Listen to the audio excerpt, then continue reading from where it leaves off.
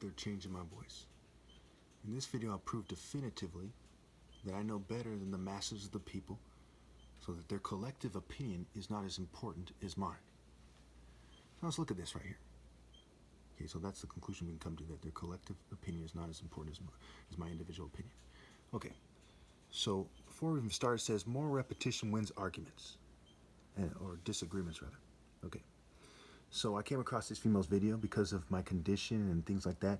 I can't listen to what she has to say, but I saw the way she looked, the way she's showing her breasts. This was the only video I saw of her at the time when I started commenting. Okay, and so I responded by saying, what matters to you more, your tits or your mind, heart, and soul? And there's a ton of videos out there about modesty and so on and so forth. It's a well-known topic that's being discussed, and people who don't dress modestly or encourage people not to dress modestly, everyone knows that they have a weak argument. Like this female showing her booty and so on and so forth. Okay, everyone knows that their argument is weak. It's weak historically, and no one has ever presented a logical, viable counter-argument. So I'm encouraging her, and I'm asking this a question, mind you. I say, what matters to you more, your tits or your mind, heart, and soul? I'm encouraging her to do the right thing, right? Focus on your mind, heart, and soul. Love the Lord thy God with all your being. This guy responds in the typical liberal fashion and says, she seems pretty well balanced. Why do you ask that question? Incidentally, when I went later to her other videos, I found this video of her rubbing her breasts. I had not seen this video, I promise you, but when I started commenting on this video, which is the first video I came across, there she is, rubbing her breasts, looking down at it, okay, like they do in the typical TikTok fashion of people her age especially, okay?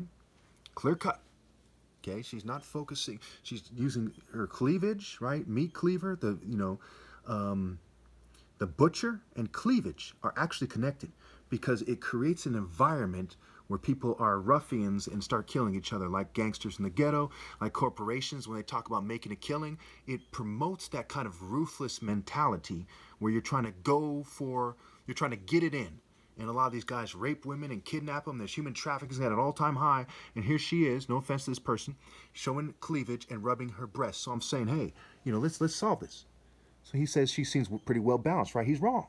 And that's that American scale, that left-right paradigm scale. A lot of Republicans, want to see this kind of American dress, and a lot of conservatives. And the Christian sees himself, is supposed to see himself, as transcending it, and he's supposed to actually transcend it, especially the Christian female.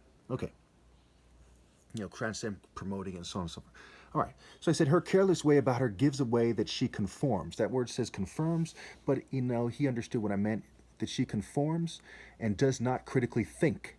She accepts the mark of the corporate occult SGU. Now look at his response. He says, she's living her best life, as am I. Not sure why that offends you.